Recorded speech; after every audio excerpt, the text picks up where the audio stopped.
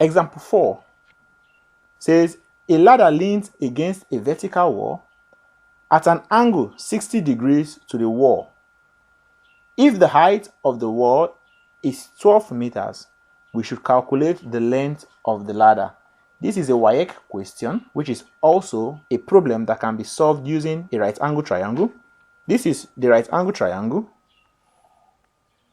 where this can be said to be the wall, and the height of the wall is given to be 12 meters, that a ladder leans against a vertical wall at an angle of 60 degrees.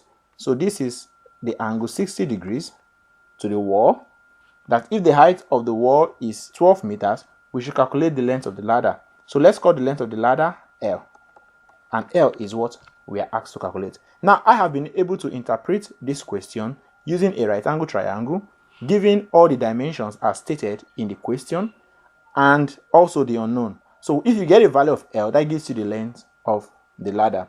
We shall also use trig ratios in solving this.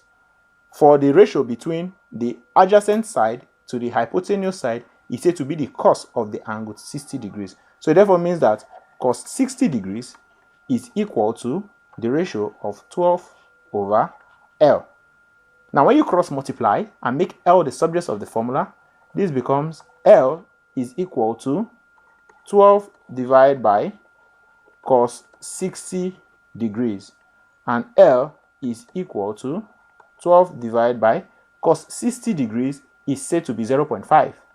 So when you divide 12 by 0.5, it gives you 24 meters. So the length of the ladder is said to be 24 meters. You can follow this page or this channel for more tips on trigonometry.